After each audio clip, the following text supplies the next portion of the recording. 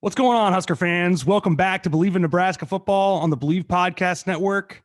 I'm your host, Sam Casacho, and this season we've got Nebraska Heisman Trophy winners Johnny the Jet Rodgers and Eric Crouch with us hosting this year. What's going on, fellas? Hey, they used to call me the Jet, but now I'm just a prop plane. We'll get used to those one-liners, Johnny. yeah. I'm happy to be booger part with of the this. sugar. This will be fun. Spoon coon. We're going to bring it live. We're going to tell the truth. I don't know if people can take it. Can you handle the truth? Yeah, this is awesome, guys. I'm super happy to have you. I don't know if they're going to be able to handle the truth. I don't know if they're going to be able to handle the truth. It could be horrible. A lot's gone on this year. Like from when I did the last episode last season to now, we've changed the offensive coaching staff.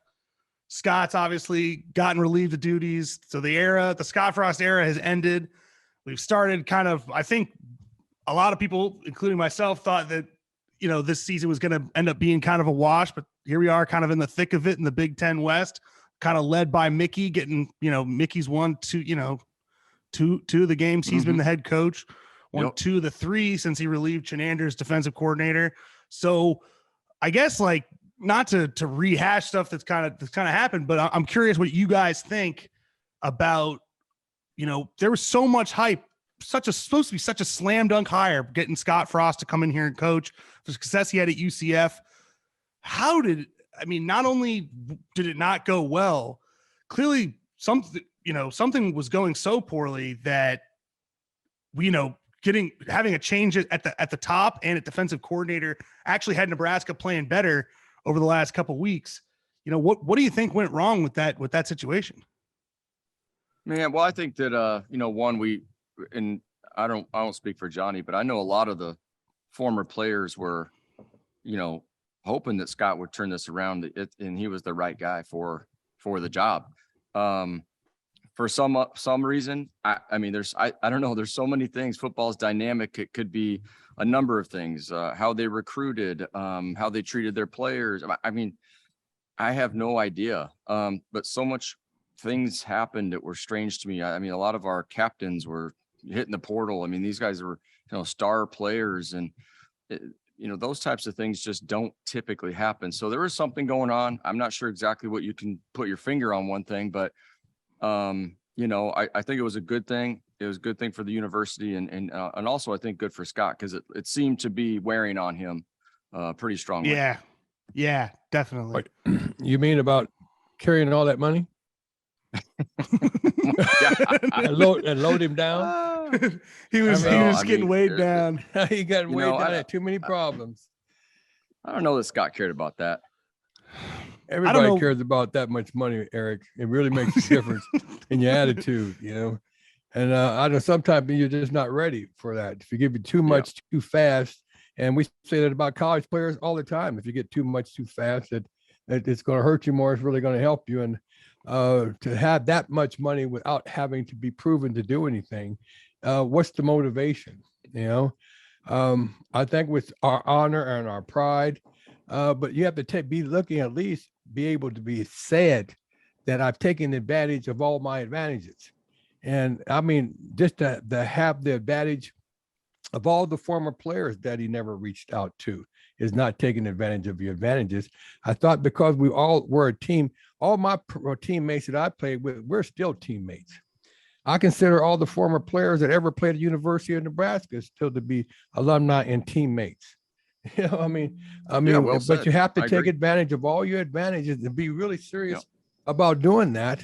And I really didn't see any of that happening, to reaching out, the seriousness. I always think about, when I think about coaches and styles and whatever, that after the game, after we won a game, we was on. It was time to go out and have fun. I would come back 2, 3, 4 hours later, and I'd go by the building where the coaches were, and they'd still be there all night, and then the next night they'd still be there. And I think that's kind of what deterred me from coaching, from wanting to go into coaching, because it's an all the time thing. It's not a part-time job. And you felt like Scott wasn't as dialed in as that. Well, I don't know a lot of things directly, but I hear a lot of things indirectly, and none of them are consistent with being dialed in with that. And if that's the feeling that they got, then that's going to carry the attitude amongst the team, among the alumni, amongst a different lot of people. And you never get a second chance to make that first impression. So once if you break that rule and you're not really significantly serious, then it's hard to hold others accountable for the things that you're not willing to do yourself first and all the time. Like I said, every day is game day, not every other day. You got to be on it all the day, all the time. Have your heart in it. They got to know your heart is in it before you can ask them to put their heart in it.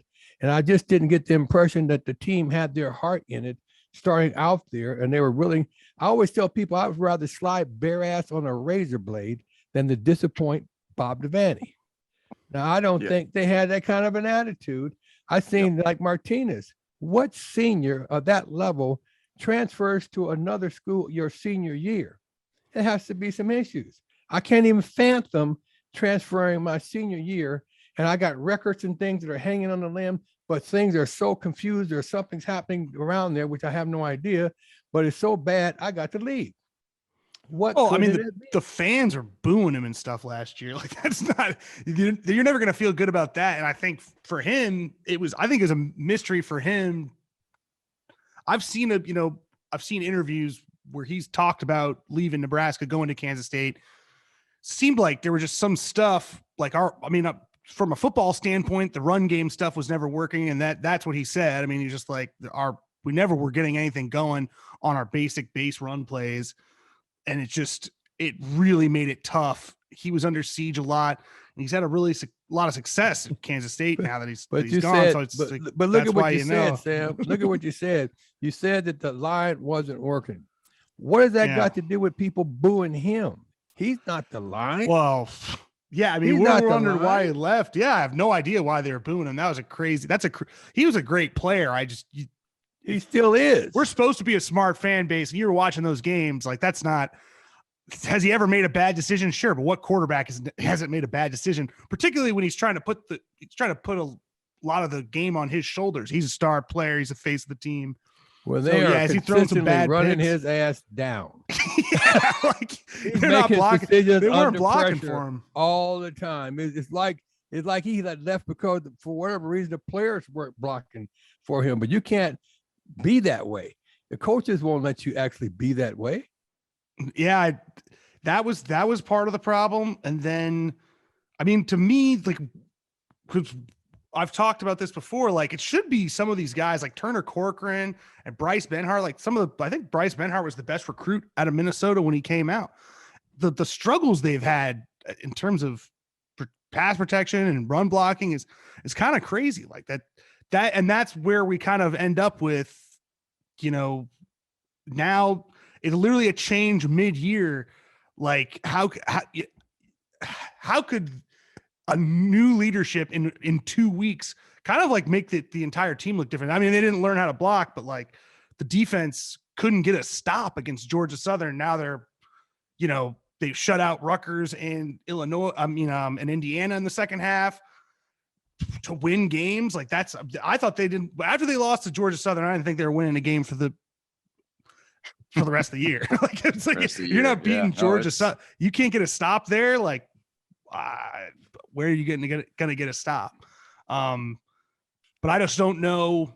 I think it's whatever was going on. It wasn't good. I mean, I was Scott's biggest supporters. I mean, I went to that first game that he was supposed to coach. Other coaches? What about his coaching staff? Mm-hmm. I think that could have been it. That could have been it to me. Like, it maybe hung on to, because I feel like this offensive staff is so much better than what he had been working with. He came with Troy Walters, and then made the change. Like, the staff that he had from UCF maybe hung on to him for too long. But the fact that, well, that's hard to even say. One of the things that Bob Devaney did, he hung on to his staff all the time for years and years and years and years. I mean, that's what you're supposed to do. You're supposed to hold on to the guys that they're closest, that are the type of guys that are going to back you up through thick and thin, and your choice. Your choice, and you're supposed to be true. You can't choose them and then fire them, act like you didn't know what you were getting. Yeah. No, and I typically totally agree with that, but it just feels like, I don't know. I think everybody's kind of like trying to find answers to something that's just really bizarre. Like, we don't know. It's hard to know. Like the fact that I thought for sure, given the way they played against Georgia Southern, you Bleav, and then the way they played against Oklahoma, and it's like, okay, now the defensive coordinator's gone. I mean, typically I was like, this team's about to just pack it in for the rest of the year, and they're fighting. So something wasn't right, whether it was the staff one thing back to Martinez, I think the pressure to win this year was so great. It just put so much pressure on the players and the staff and Scott. And you could see he just he didn't look the same on the sideline. And, maybe with Martinez, it was kind of like, hey, we got to, I've been hearing the portal isn't always the player's choice. Sometimes it's the staffs or the coach who are telling guys to go hit the portal because they're going to go bring somebody in and you're not going to play. And I think part of the need to win, Trev giving Scott 1 year kind of said it all to me. Like, I think maybe they forced him out. They got some new coaches. They got a little new blood in there. They're thinking, okay, we got to win, new quarterback. And here we go. And it backfired on him. Well, it worked out for Martinez. Yeah. Oh, yeah. It didn't backfire. Good for him. No, good for him. I mean, he took his talent and showed what he had, and a whole nother attitude. And I hear his name mentioned around the Heisman. Mm-hmm. He's probably going to get drafted now. Good. He wasn't going to get drafted the way that things were going here. Well, the type of team that we're putting together, I think it's an attitude, fellas. Like I said, I remember after every practice, we have hard practice, but after every practice, what we do after every practice? We'd hit the stairs together. Osborne hit it. I hit it. The rest of the line, Glover hit it. We're doing more work after practice than we're doing during practice because we wanted to. Right. Now, maybe they hit in the showers when we were hitting the stairs.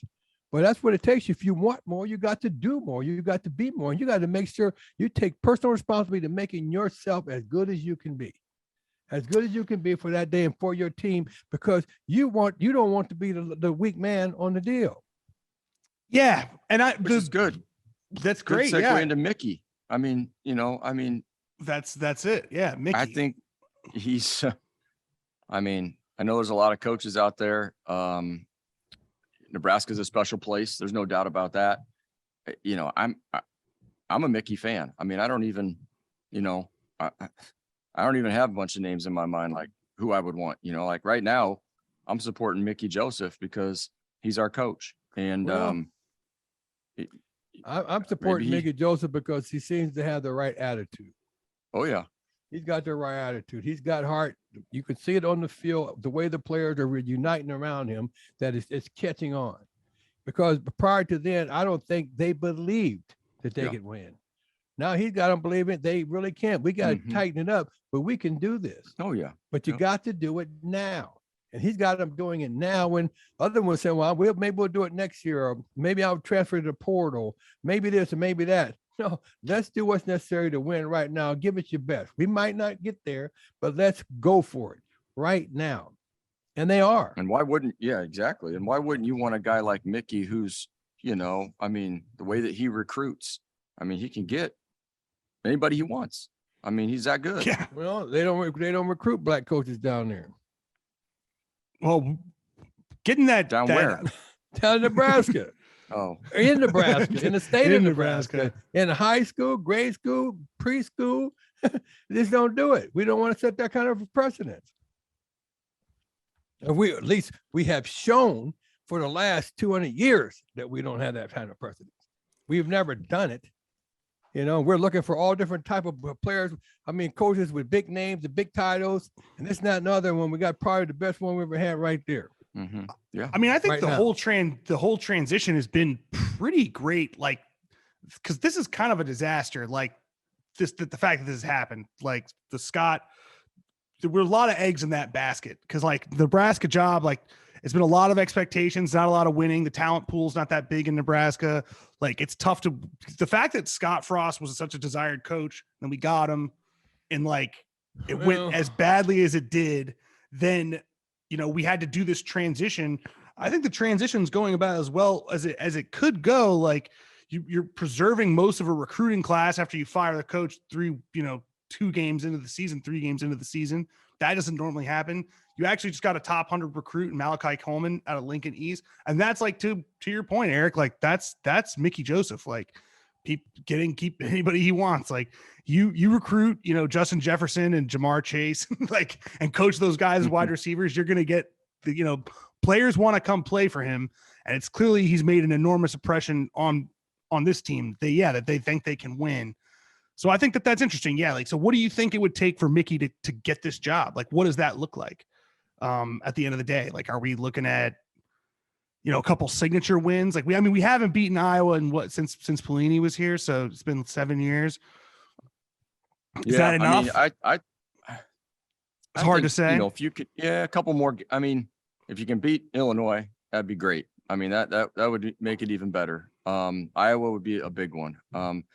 If you can not, there's not too many games left. Wisconsin, if you can, I don't necessarily think they need to get to a bowl game, but if they got close, I think that, and I even think that regardless of that, just looking at how Mickey relates to the players, and shows that energy on the sideline, like this is a good thing for Nebraska. I agree. I'm in the Mickey boat right now. Let's row the Mickey boat. Well, I'm in the Mickey boat. I think a lot of us are. I see. I don't know anybody who said no. You guys know a little bit more about it than I do, but when we're talking about talent, as the years come on and come and go, I see more talent they're talking about that we get coming through the University of Nebraska. Their recruits are coming, but I also see those same guys leaving. Yeah. That has happened. And that's definitely some smoke. Why is that happening? Part of it's the changing we're doing landscape. Just fine in recruiting. We're doing, but it's our strategies. I don't think the players are in agreement with the things that they've been asked to do on the field. Whatever it is, it's not working. I remember thinking when Tom called to pay for me that I was confident that we could do this because when he called the plays, they worked. Yeah. It's probably you execute the way that you're supposed to execute and do the things that we set out there on paper. We've been practicing. It's going to work, but I don't see it working for these players. It's really defeating when people ask you to do things that don't work. Yeah. Tom's like probably maybe the best run blocking scheme coach ever. So we had other coaches too, like Corrigan, we had a lot of different, all of our coaches were kind of head coach type quality coaches that were coaching different positions. Right. And I think that bringing Mickey in here the way that they did, he's the associate head coach as the wide receivers coach from the beginning. I think it was kind of a way for Alberts to load the deck. I don't know how much Trev Alberts had to do with wanting to bring Mickey in here or not, or how he wanted that handled. And I don't think we'll know that, but it's not like anybody didn't know that things were. If we keep him, we'll know if it's thin ice. You know what I mean? If we keep him, it's even more evidence that I think this maybe was always kind of part of the plan. Not that he didn't want to support Scott, because I believe that he did. I think everybody in the state of Nebraska wanted it to work out with Scott. That's what everybody wanted, and it's crazy that it didn't. But I think going into this year, it was we only won 3 games last year. Let's all, to have a contingency plan. And it seems to be paying off. So what do you guys think Mickey's going to be able to do against this ranked Illinois team coming in? They've had 2 weeks to prepare for us. The defense is obviously, the numbers are crazy. They're allowing, less than 9 points a game. I'm sorry. They're allowing less than 9 points a game. Well, I tell you, it's less than 100 rush yards too. When you got a team it's so good on defense, you can't make mistakes on offense. So you're not going to get a ton of chances. You're going to have to make some big plays, and you're going to have to capitalize when you got the opportunities. Because when you're playing a defense, it's ranked in the top 5 in a lot of those categories. In some ranked number 1. I think they're number 1 overall. But wow. I think the thing that scares me the most about it is the less than 100 yards. They're allowing less than 100 yards on the ground and per game, and they've played some good teams that are good at running the ball. And we aren't. Like not to be like, just to be matter of fact about it. Like we're our offensive line has struggled. It's kind of been all on Anthony Grant, and it's like I think that'll be a key in the game. Like, because if they're just pinning back and coming after Casey Thompson every play, that'll be a long night for or a long afternoon. We got to get Trey. Trey Palmer's got to be he's got to make some big plays. We got to get the ball to him every time we get. I mean, it's just like it's amazing. I love watching him. So they're going to be trying to get the ball to him. Well, it's what's up front that counts. Those guys up front, but we have to run the kind of plays that they can run. I don't think we're running the right type of plays. Eric, can you just imagine that you can't figure out a play every single time where you can get 2-3 yards? Now we know. We know how to get 2 or 3 yards. We need to get 2 or 3 yards every single, first, second, third, we got a first down. Yeah. I mean, if we 2 yards from the goal line, do we pass? We know we could bust that sucker. We know what play we can do and who we can go over in order to get those 2 yards every single darn time. I mean, Anthony Grant's as good as they come. It's just they just need to do enough with that ground game so that, like you're saying, like Trey Palmer, that can't be, just to keep him honest on him. Because I feel like we've had a new team almost every year. Different players in different positions. And I mean, it's like, wow, there's really no consistency. Unity. Yeah, no unity. So I don't know. When I was there, it was like, man, we started to gel and you'd play for, 2, 3, even 4 years with some guys. So, you try to put it all together so fast, it just doesn't work out. So, I mean, I think Mickey's got to build some unity down there and some consistency among the players and the play calling. And that's how you get buy-in, changing up things all the time. I mean, man, that's tough. I couldn't imagine. Like you said, John, I couldn't imagine that. No. And the offensive change this year, the crazy thing is that like, that seems to be, I mean, at least to start the year and even going forward, like I know where everybody's happy with where the defense has gotten, but that's what's killing us this year. Giving up so many yards just, throughout games, 400, like this is the contrast. They're giving up 21 all-purpose yards in a game, and we're giving up 471 per game. I mean, that's going to be tough to overcome. I think coming into this year that with the changes on the offensive staff, everybody thought, like that the offense would take a little time to get together, but they've kind of hit the ground running almost out the gate. Trey Palmer, I mean, and they've gotten better and better. I mean, Trey Palmer's unstoppable in that Purdue game. And whereas like the defense, I don't know how they went from being as efficient as they were last year to being this way this year. And like, they have to deal with Chase Brown. Like, I mean, this is a Bleav team. Like it's going to be, they're going to run the ball, play good defense. And like we're Nick Henrich's out for the year. That's going to be huge up the middle, stopping the run. Another thing that's missing is turnovers. We don't get enough turnovers on defense. We used to, we're too busy giving them. We used to, I remember on offense, we'd get the ball like on the, 30-yard line sometimes, and, 30 yards to go score, and that was because our defense would, pick the ball off or sack a quarterback and create a fumble. And it would be 3-4 of those a game. And you got to get out of them zones and start playing man so we can keep track. Everybody knows how to beat the zone, Eric. I mean, you in that first step, you can see what they're going to, and you just find the hole that they're going to, where they're going away from, and you can just pick a team apart. Period.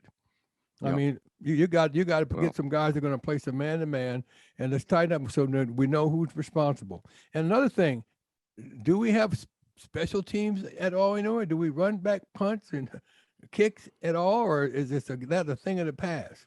I don't think we have any positive yardage on kickoff and punt returns. And half the time we don't try. Is it just a consistent fair catch deal? They just tell you to go out there and make sure you fair catch it. As long as you don't drop it, then we're good. Yeah, it's definitely a mindset. I mean, the way I look at it is, if they're doing it, then they're probably being coached to do it. Yeah. Well, that's the way I figure they're being coached to do it too. And then sometimes they want to run, and then the blockers don't know when you run and when you don't. When I was playing, we ran every time. You knew what was happening every single time. We were going to try, and that's the opportunity you get to make big plays. That's where you get good field position. This is where you get your advantages, but you got to be trying, and it's defeating. It's defeating if you don't let them. If you're telling them to go back there and fair catch it, then one time, oh, no, we're not going to do it this time. Well, let's make up our mind. I mean, that was the difference, like kind of to what you were saying before, Eric, and what you're saying now, Johnny. Like it's the defense. It's all three phases like that. That's what turned that Indiana game in the second half for the Huskers was we pinned them down on the 10. So that's special teams 3 times. The defense would bail them out and our offense would end up with a short field. And that was how we end up shutting them out and getting 2 touchdowns going up. That's how you and win. When really we were reeling going into the half. We'd given up a 14-point lead in the final 5 minutes and let them tie the game. I thought for sure that Indiana was about to run away with it, and they really buckled down. But the way that they did it was it was all 3 phases, and it wasn't like even it wasn't like unbelievable play like Johnny's saying. Like no one's returning. Trey's capable, but like no one's returning punts for touchdowns. Like the special teams isn't altering the game, but just like competent play enough to get help ahead. our offense out, to help the defense out. All of it working together as a cog. And that's what they're going to need in this game. Like the ground game, we don't need to be, rushing, breaking off 75-yard touchdowns. We don't even need like 30-yard plays. Like Trey Palmer is going to have some big plays. So what we need to do is keep them honest enough by just being competent in the run game. We need to be competent in this special teams. 3-4 in our yards defense every time. Yeah. Like we need to be able to, we know they're going to try to run the ball. Are we going to be physical enough up front to stop them like enough times? And it's going to be tough. Like Nick Henrik is like he's the leader of that defense. Like he was the one calling, getting the calls in, and he's a huge part of stopping the run game between the tackles. So they're going to have to, fill that in. Like I know like Maga Clements, like that kid's going to have to step up in this game. Like that guy's going to have to, and I like him a lot. Like he came out of JUCO and he was an interesting recruit because he was a safety. So he was kind of like long and fast, but like in a year he'd kind of beefed up and still was pretty fast. And I think he's an interesting linebacker, particularly blitzing. So him stepping in will be big for the Huskers. And yeah, the most disparaging thing is like the amount of yards they're giving up and the amount of yards we're giving up. It doesn't look great, but we're at home, we're scoring about 30, we're scoring about 30 points per game. We need definitely Trey Palmer to do it. I think we just need to find a way we have to come up with a creative way to keep them honest off them, because they're going to come in thinking, yeah, we just got to stop Trey, particularly after that Purdue game. They're going to be like, we got to stop Trey Palmer. We got to rush the passer. And we got to make them fear our run game a little bit. I think that'll be the key to the game. Well, we got to make sure that they really have to stop us and we don't be stopping ourselves, because we have too many penalties. I remember in the game of the century, we had one darn penalty between 2 teams for the whole darn game. You can't beat yourself. Yeah. Everybody takes a turn on making a mistake. You can't, what kind of discipline is that? Let's run the plays that we know we're all going to win. You can have 4 or 5 damn plays you run all the time as long as you run them good. I mean, I think we were doing that against Purdue. It's but like Trey Palmer runs deep post. Oh, he's open. I mean, yeah. So that I think competency is the biggest thing. Like we know who our stars are, right? Like we know Trey Palmer is a star. We know that Casey Thompson can get it to him. We just need to be competent in the other phase of the game. And the question is, can we do that? Together, you got to do it together. The biggest thing in the Purdue game that like stuck out was like we let them chunk us all day. They ran over 100 plays and we ran 50. Like, so they ran 2 times as many plays as us, and it was a 6-point game. I mean, that's crazy. Like they were just eating clock, and we were depending on, one long touchdown to just try to hang on, and we just couldn't get that stop. That's my concern going into this Illinois game, is that Chase Brown, like on defense, that like Chase Brown will kind of just will chunk us, and their ability to stop that, like get some stops and like maybe force DeVito into some bad plays, like you said, get a turnover here or there, like that. It's going to be on the defense to make some plays that they didn't make against Purdue. Like I think that's what's going to come down to. Well, we have to score on offense too. Somebody's got to make plays over there. Do we ever run off tackle, or do we always run off the guard? I mean, really, I see us running right up the middle where it's going to be hard. Where's running off the tackle went? Well, they try. I mean, Anthony Grant's getting swarmed back there when he's trying to do it. When he's trying to run off tackle? Yeah, when he tries to run it, when he's trying to run off tackle, if they put it out wide, like they're back there. We're not blocking that well. Yeah, I mean, our identities changed. Good enough. I think with the spread offense, identities have seemed to, everyone's running the same offense, a spread, and we used to run the football first. It used to be we had the guys, and we were going to run the football and own the offensive or own the defensive line, and then the passing game would come after that. If you can run on a team, then you should be able to throw on them too. So, I'd like to see Nebraska get back to, running the ball and dominating up front, and, maybe not throwing it as much, but maybe evening it out to like 50-50. Yeah. And honestly, that's kind of the makeup of this Illinois team. It in a lot of ways looks like an old Nebraska team. Like they run the ball incredibly well. They play really good defense. It allows their quarterback to be really efficient.